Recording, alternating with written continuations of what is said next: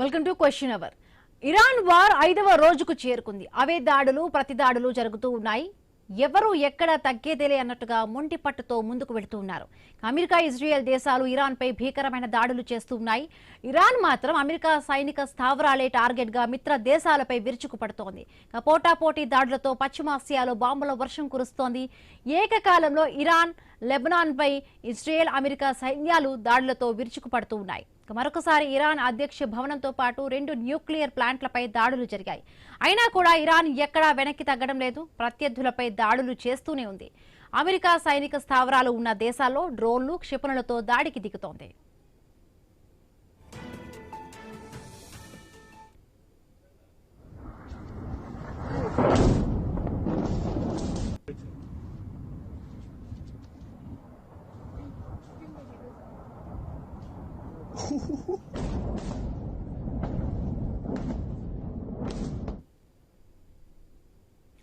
ఇక Iran supreme leader Khamenei మరణం తర్వాత కొత్త చీఫ్ ను ఎన్నుకుంది ఇరాన్. అయతుల్లా ఖమేనీ తనయుడైన ముస్తఫా ఖమేనీని తదుపరి చీఫ్ గా ఎన్నుకున్నట్టుగా లోకల్ మీడియాలో కథనాలు వస్తూ ఉన్నాయి. ఇరాన్లోని కీలక నేతలు సమావేశమై ముస్తఫాను ఎన్నుకున్నట్టుగా తెలుస్తోంది.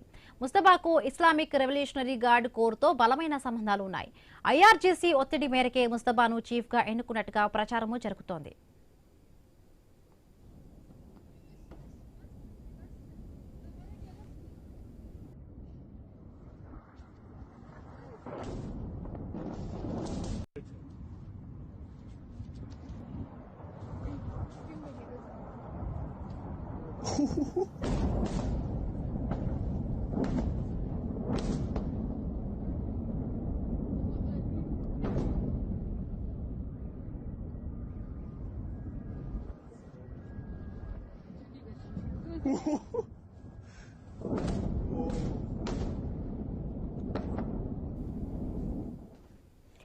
అటు వార్పై ప్రపంచ దేశాల నుండి భిన్నమైన వాదనలు వినిపిస్తూ ఉన్నాయి. మెజారిటీ దేశాలు అమెరికా తీరును తప్పుపడుతూ ఉన్నాయి. ఇరాన్పై దాడి చేసి ట్రంప్ ప్రజాస్వామ్య విలువలకు, పద్ధతులకు విరుద్ధంగా వెళుతున్నాడన్న విమర్శలు వస్తున్నాయి. ప్రజల ప్రాణాలను తీస్తున్నాడన్న ఆగ్రహం కూడా వ్యక్తమవుతోంది. వార్ మొదలై 4 రోజులు గడిచిపోయినా ఇప్పటి వరకు అసలైన కారణాలు చెప్పలేదని పలు దేశాలు అసహనం వ్యక్తం చేస్తున్నారు. వాషింగ్టన్లో మీడియాతో మాట్లాడిన ట్రంప్ ఎందుకు వార్ చేయాల్సి వచ్చిందో చెప్పుకొచ్చారు. అయితే మీడియా ప్రశ్నలు అడిగే అవకాశం ఇవ్వకపోవడం పైన కూడా అనుమానాలు కలుగుతూ ఉన్నాయి. గతంలో అధ్యక్షులుగా పనిచేసిన వారి తీరు, ప్రస్తుత ట్రంప్ తీరు పూర్తిగా డిఫరెంట్గా ఉందన్న విమర్శలు కూడా వస్తున్నాయి. వార్తో సాధించాల్సిన లక్ష్యాలేంటి, ఎందుకు దాడులు చేయాల్సి వచ్చింది అన్న విషయాలపై ఎలాంటి క్లారిటీ ఇవ్వకపోతున్నారన్న విమర్శలు కూడా సర్వత్రా వినిపిస్తున్నాయి.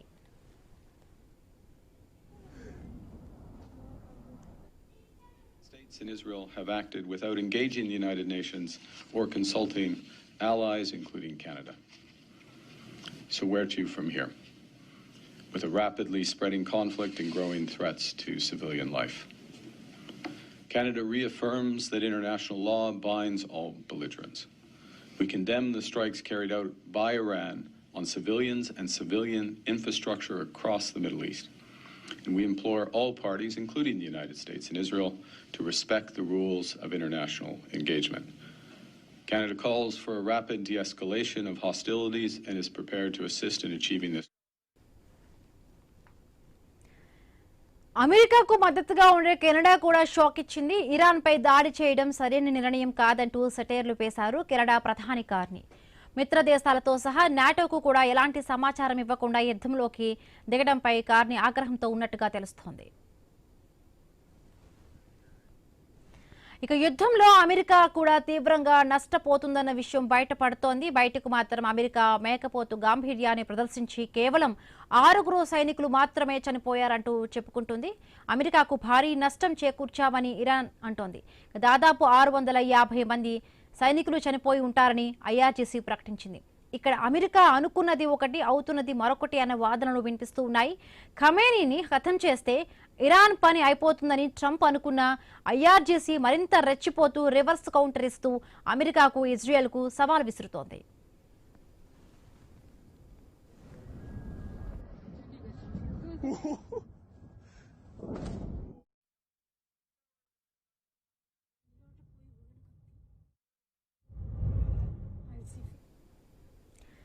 అమెరికా ఇజ్రాయెల్ దేశాలు ఇరాన్పై ఎందుకు వార్ను ప్రకటించాయి? అమెరికా ఇజ్రాయెల్ లక్ష్యం ఏంటి? 4 రోజులు గడుస్తున్నా అనుకున్నది చేరుకున్నాయా? B-2 బాంబర్లను కూడా ఇరాన్ లొంగడం లేదా? వార్పై అమెరికా లెక్కలు తప్పాయా? పశ్చిమాసియా వార్పై భిన్నమైన వాదనలు వస్తున్నాయా? అమెరికాపై అగ్రదేశాలు గుర్రుగా ఉన్నాయా? వార్లో అమెరికాకు మద్దతు దొరకడం లేదా? ముందు ముందు వారు మరింత ముదురుతుందా? అలాగే పశ్చిమాసియాలో ఎలాంటి పరిస్థితులు రాబోతున్నాయి? ఇరాన్ కొత్త సుప్రీం లీడర్గా ముస్తఫా ఎన్నికయ్యారు కదా, ఎటువంటి చర్యలు తీసుకోబోతున్నారనే దానిపై కూడా చర్చకు వస్తున్నాయి. దీనికి సంబంధించి మరింత పూర్తి డీటెయిల్ అనాలిసిస్ న్యూస్ రూమ్ నుంచి మా కలీగ్ సుధా అందిస్తారు. సుధా, మనం చూస్తున్నాం 5వ రోజుకు చేరుకుంది వార్ మొదలయ్యి.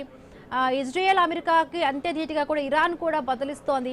సో ఎట్లా ఉండవచ్చు? పశ్చిమాసియాలో కూడా ఇప్పటికే కూడా చాలా వరకు కూడా అంటే 3వ ప్రపంచ యుద్ధానికి దారితీస్తున్నట్టుగా కూడా అంటే 3 దేశాలకి స్టార్ట్ అయిన యుద్ధం అలాగే అనేక దేశాలు కూడా విస్తరించిన పరిస్థితి.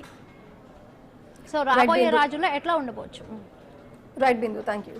సో మనం చూసుకున్నట్టు పశ్చిమాసియాలో ఈ ఇరాన్ ఇజ్రాయెల్ యుద్ధంకి సంబంధించి 5వ రోజుకైతే చేరుకుంది. ఎక్కడా కూడా ఎవరు తగ్గకుండానే మొండి పట్టుదలతో యుద్ధాన్ని కంటిన్యూ చేస్తున్న సిచ్యువేషన్ ఉంది మనకి.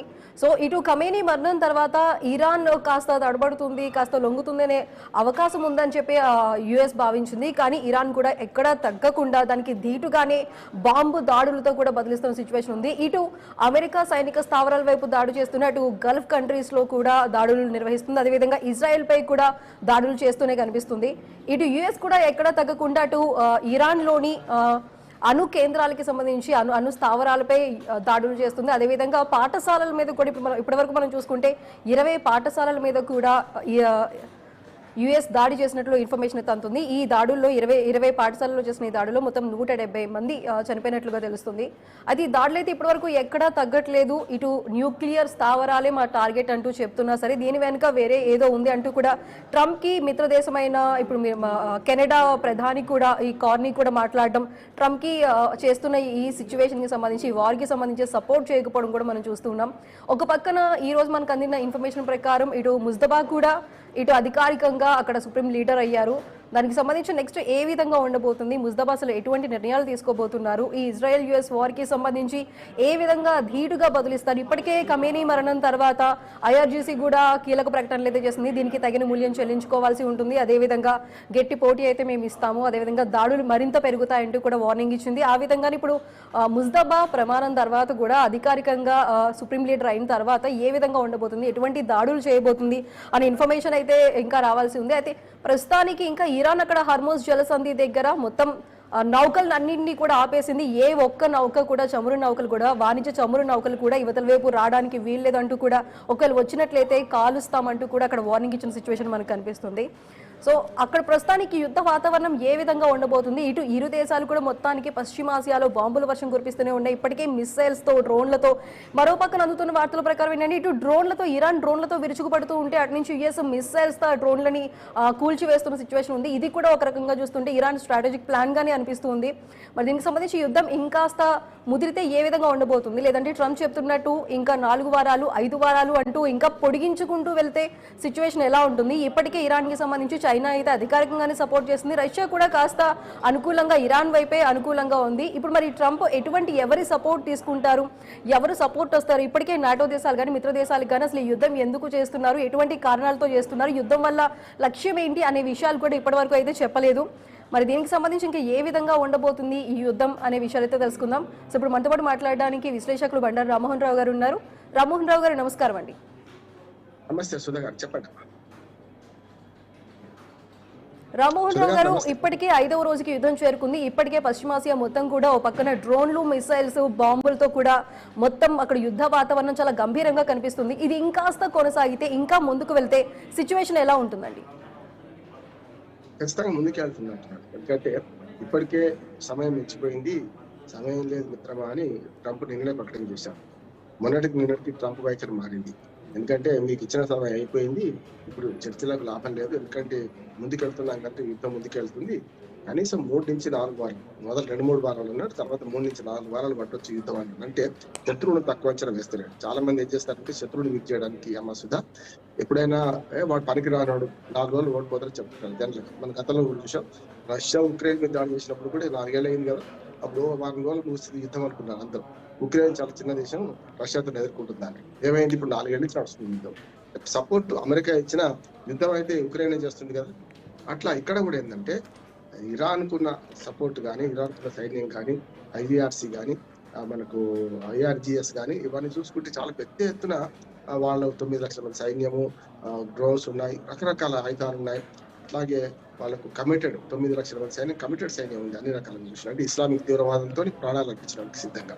ఇట్లాంటి దాంతో ఇరాన్తో ఎంతకైనా సరే వెంటనే ముగుస్తుంది అనే నమ్మకం లేదన్నమాట అమెరికా అధ్యక్షుడు స్వయంగా కనుక సాగుతుంది. చూస్తున్నాం కదా, B2 బాంబర్లు వేస్తే కూడా ఇరాన్ చెల్లిస్తలేదు. అట్లాగే ఇరాన్ బహుముఖ యుద్ధాన్ని చేస్తుంది, ఒకే దిక్కే కాదు. అంటే ఎటు పడితే అటు చెరిపేస్తున్నది. మొన్నటిదాకా ఇజ్రాయెల్ ఇరాన్తోనే కొట్లాడింది మొదటిసారి కానీ ఇప్పుడు కానీ. కానీ ఇప్పుడు అట్లాగా అటుపక్క బహ్రెయిన్, కువైట్, దుబాయ్, UAE, అట్లాగే బెహ్రైన్ అన్ని దేశాల మీద పడ్డదిగా చూసినాం కదా. అంటే అటుపక్క ఇరాన్ మన వ్యతిరేకులైన వాళ్ళందరూ సున్నీ ముస్లింలు, అట్లాగే అమెరికాకు సపోర్ట్ చేస్తున్న వాళ్ళు కనుక వాళ్ళ మీద కూడా దాడులు చేస్తుంది.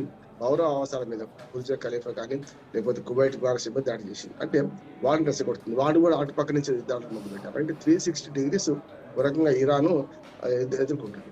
మీరన్న స్కూళ్ళ విషయంలో కూడా కొంత సమాచారం ఏమంటున్నారంటే, అసలు యాక్చువల్గా అంకల మీద దాడి చేసి తెల్లారికల్లా చంపేసిండ్రు, ఆయన శనివారం నాటకాలు చంపేసిండ్రు. అంటే దానికి కారణం ఏంటంటే మన CC కెమెరాలు పూర్తిగా హ్యాకింగ్ చేయడం, అట్లాగే వాళ్ళ సెల్ ఫోన్ సిగ్నల్స్ హ్యాకింగ్ చేయడం, దీనివల్ల చేసింది కదా.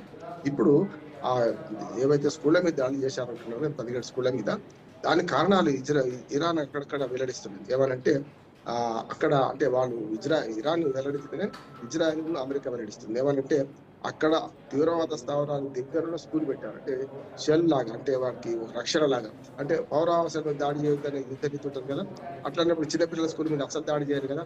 కానీ తప్పనిసరి దాని పక్కనో ఇటుపక్క అటుపక్క లేకుండా బంకల లోపట్లో ఈ తీవ్రవాద స్థావరాలు ముఖ్యంగా ఆయుధాలు పెట్టుకున్నారనే ఒక ఆరోపణ అమెరికాని ఇజ్రాయెల్ చేస్తుంది. మేము ఉద్దేశపూర్వకంగా ఈ స్కూళ్ళ మీద దాడి చేయలేదు, ఇరాన్ మొదటి నుంచి మన ఇజ్రాయెల్ మొదటి నుంచి ఖండించింది కూడా. ఇవన్నీ చూస్తున్నాం. మొండి ధైర్యంతో ఏమైతే అది అయిందని చెప్పి వాళ్ళ ఇరాన్ పాలకులు ముందుకు పోతున్నారు. ఏం జరిగినా జరగని అని చూద్దాం అంటున్నారు. మొండి ధైర్యం వాళ్ళకి. ఒక రకంగా చెప్పాలంటే అది పర్షియా, ఇరాన్ దేశం పర్షియా పేరు మారింది. 1935 పేరు మారింది. కానీ ఇప్పుడు మనకు పార్సీ గుట్ట ఉంది కదమ్మా మన హైదరాబాద్ లో, వాళ్ళు అక్కడి సెటిల్ అయిన వాళ్ళే.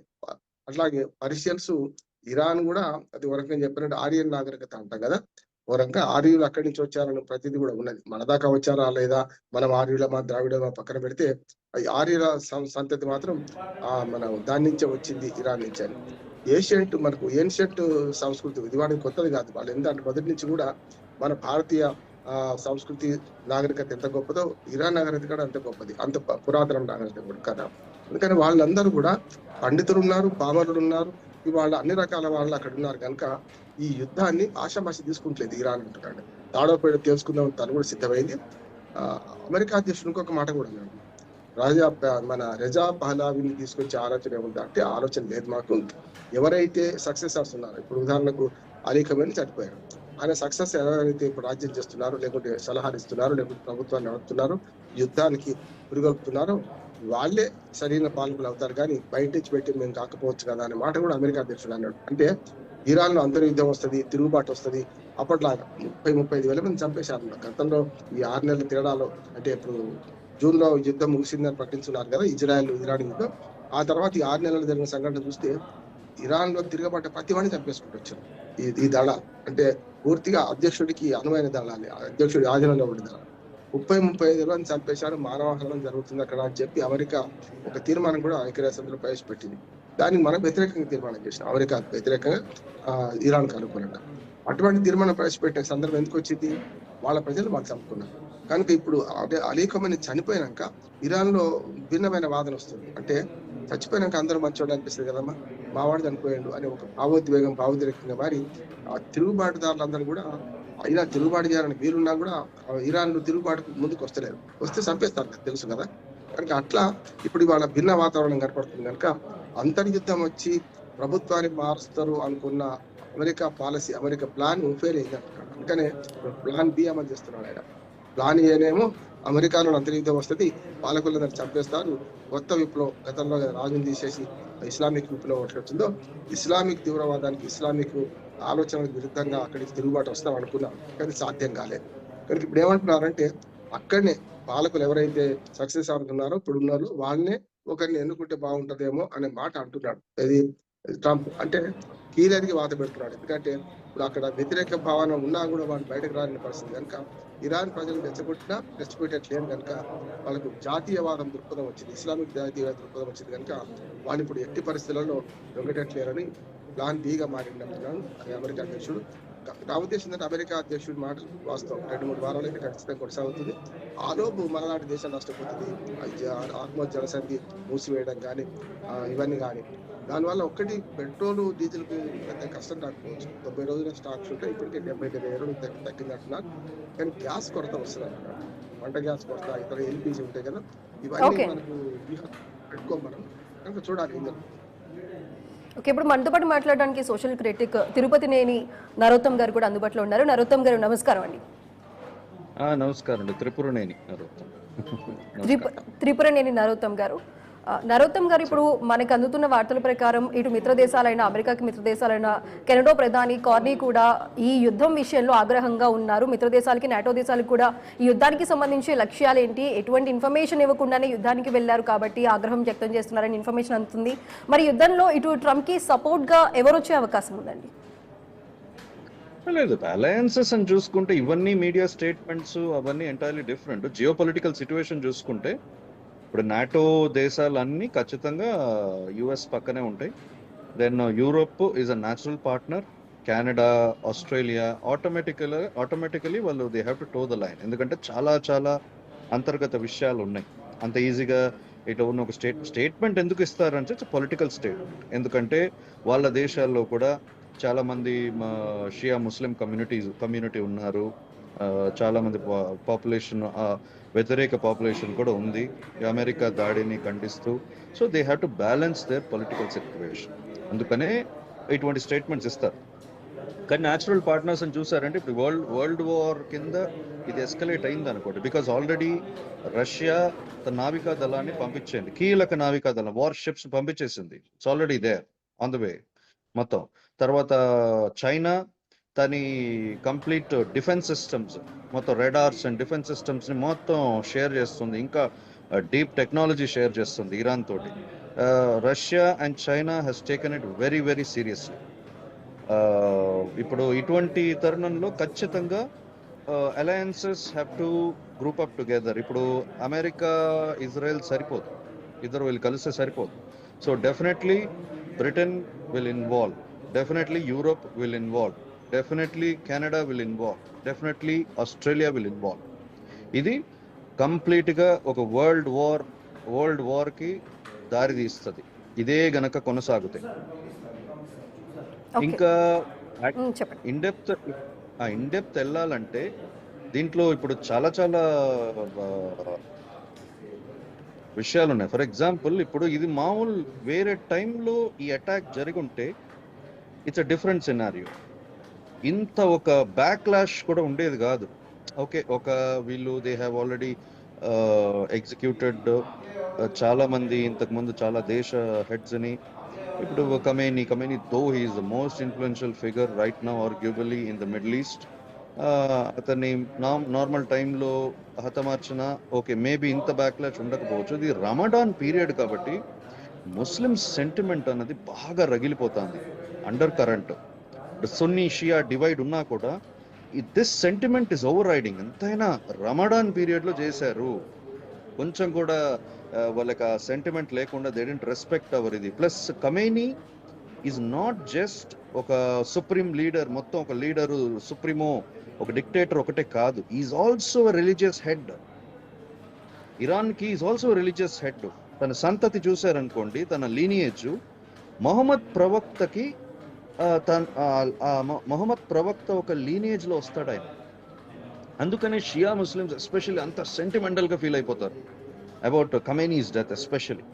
ఇప్పుడు ఇది అమెరికా ఎక్స్పెక్ట్ చేయని విషయం ఇది ఎంతైనా. ఇప్పుడు ఓకే వాళ్ళు న్యూక్లియర్ ప్రోగ్రామ్ ఆపాలి, అది ఓకే. దానికోసం ఇప్పుడు ఇండియా లాంటి దేశం, భారతదేశం నాన్ అలైన్డ్ గా ఉండే దేశం కూడా అమెరికాకి ఇజ్రాయెల్కి ఒక విధంగా సహాయపడింది ఈ సందర్భంలో. ఎందుకంటే పాకిస్తాన్ని కట్టడి చేయాలని చెప్పేసి ఆ ఒక యాంగిల్లో.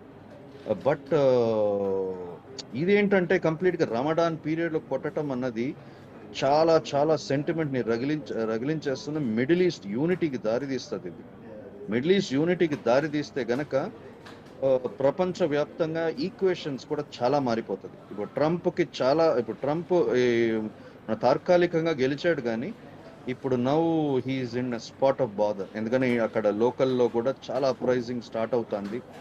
పోలరైజ్ చేద్దామని ట్రై చేసినా కూడా చాలా అప్రైజింగ్స్ ఆర్ బిగినింగ్ ఫర్ ట్రంప్కి కష్టకాలం అన్నది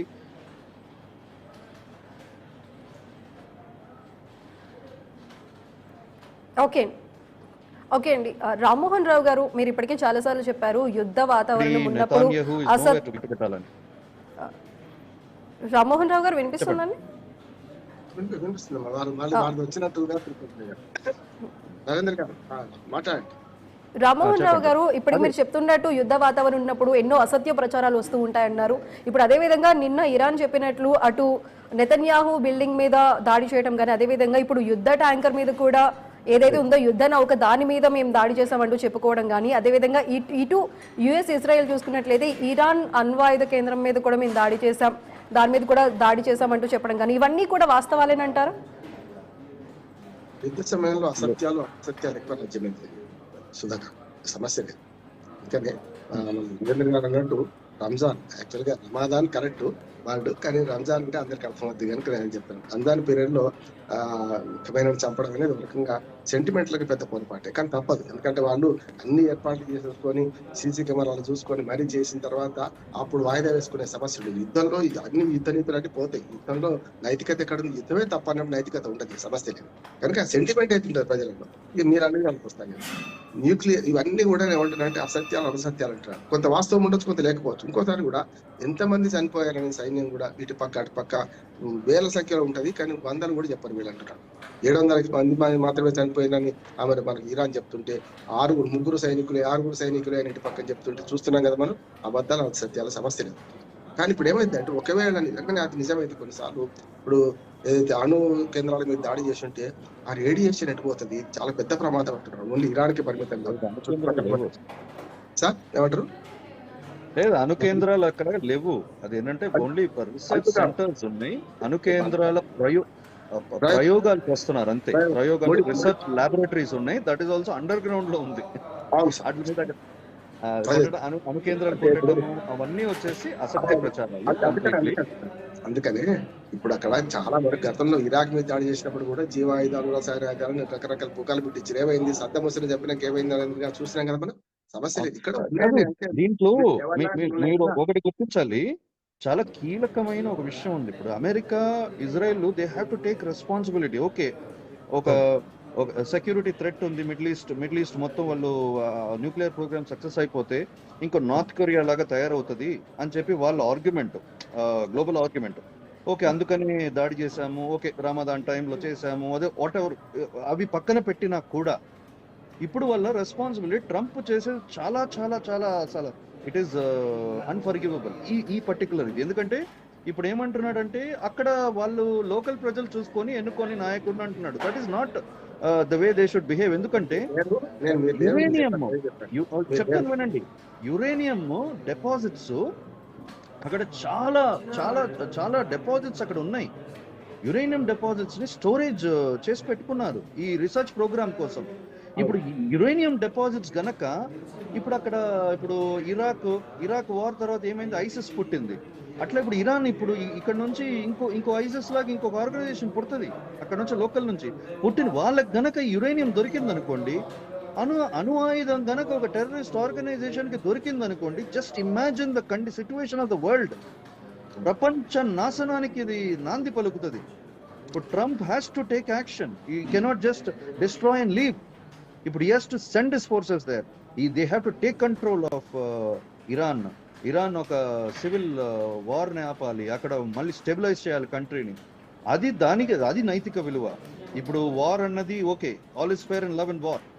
ఇప్పుడు వార్ వచ్చింది, వాళ్ళు అటాక్ చేశారు, వీళ్ళు అటాక్ చేశారు, ఇప్పుడు అది వీళ్ళు వాళ్ళని చంపకపోతే వాళ్ళు వీళ్ళని చంపేస్తారు, అది తెలిసిన సందర్భమే. అందుకు Israel had done this operation. అది ఇద్దరు sides they have their view points. But ఇక్కడ ప్రపంచ శాంతి, ప్రపంచానికి ముప్పు ఇప్పుడు. అది గనక వాళ్ళు క్లియర్ చేయకపోతే all countries have to group up together. Narottam గారు, ఇప్పుడు మీరు చెప్తున్నట్లు ఇప్పుడు ట్రంప్ చెప్పింది కూడా అదే, మేము అణ్వాయుధ కేంద్రాల మీద దాడి చేస్తాం, అదే మా లక్ష్యం అంటున్నారు. ఒకవేళ దాడి జరిగి అందులో ఉన్న న్యూక్లియర్ ఎఫెక్ట్ ఏమైనా బయటకు వచ్చిందంటే అది ఇంకా ఇతర దేశాలకు కూడా అది ముప్పుగానే మారుతుంది కదండి. ఖచ్చితంగా అక్కడ అణువాయుధ కేంద్రాలే లేవు. అదే ట్రంప్ చేసేది. Again is diverting the actual issue. అక్కడ ఏంటంటే అణువాయుధ కేంద్రాలు కాదు, uranium deposits, uranium stock pile అక్కడ ఉంది. అక్కడ అది గనక ఈ టెర్రరిస్ట్ ఆర్గనైజేషన్స్ కి వాళ్ళ చేతిలో పడింది అనుకోండి. బికాజ్ ఇప్పుడు ఇరాన్ కమేనీస్ గ్రూప్ మొత్తం ఎవరిని కంట్రోల్ చేస్తున్నారు? They control Hamas, they control militant outfits, they control such కాదు. ఇటువంటి మిలిటెంట్ అవుట్ఫిట్స్ వాళ్ళ చేతికి దొరికింది అనుకోండి, ఇప్పుడు ఊరుకుంటారా? ఒక దేశంతో ఆగరు, ప్రతి దేశం మీద అణువాయుధ బాంబులు వేస్తారు. They will control the world. ఇదంతా ఈజీ మేము చేసేసాము, చేతులు దొరుకుని వెళ్ళిపోతాం అంటే ఊరుకునే పరిస్థితి లేదు అక్కడ. అందుకనే ఇప్పుడు చైనా గాని రష్యా గాని పర్వాలేదని దిగుతున్నారు. దే ఆర్ ఏదో ఇరాన్ తరపున మొత్తం పోరాడదామని కాదు. They want to stabilise Iran, ప్రపంచ శాంతి కోసం. అదే మీరు లేరు, నేను మొదలు మాట్లాడింది అదే విషయం మాట్లాడింది. నేను మీరు లేరు, అప్పటికి రాలేదు కనుక మీకు కమ్యూనికేట్ లేదు. కానీ ఏమంటున్నానంటే నరేంద్ర గారు, అందుకనే కదా ప్రపంచం అంతా ఇప్పుడు అదేమన్నా డిస్పోజ్ అవుతే కష్టమనే కదా, సమస్య అంతా కాదు. మీరు అన్నదే ఎవరో దొరికిన కష్టమే. చిన్న తేడా ఉంది. అణువాయుధ కేంద్రాలు లేవు అక్కడ.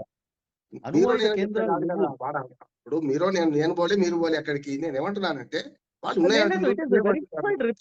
వెరిఫైడ్, నేను పోలేదు మీరు పోలేదు, సర్టిఫైడ్ రిపోర్ట్స్ ఉన్నాయి.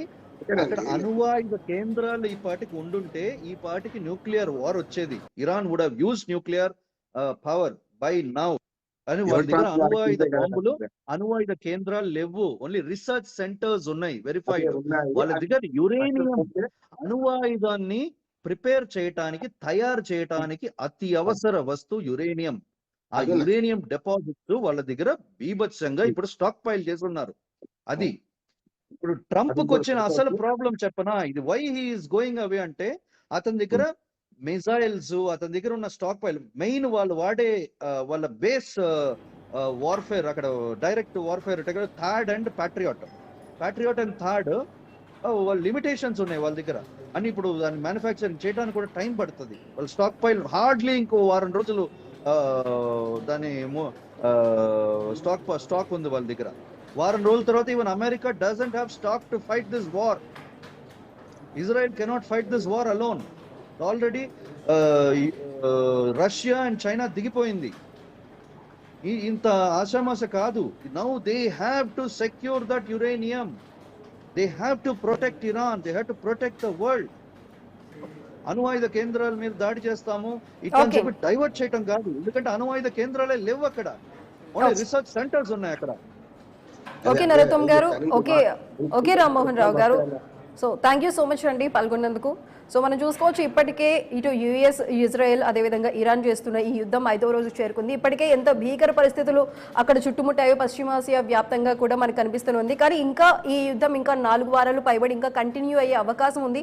ఎందుకంటే ఇరాన్కి కొత్త సుప్రీం లీడర్గా ముజ్తబా ఇప్పుడే ఎన్నికయ్యారు. కానీ ప్రతీకార దాడులు మాత్రం ఇంకా రాబోయే కాలంలో ఇంకా మరింత ఉధృతంగా చేస్తామంటూ ఇరాన్ వార్నింగ్ ఇచ్చిన దాని ప్రకారం ఇంకా రాబోయే కాలంలో యుద్ధం మరింత తీవ్రతరమయ్యే అవకాశాలు అయితే కనిపిస్తున్నాయి. ఇది వాళ్ళ question hour. Keep watching I news.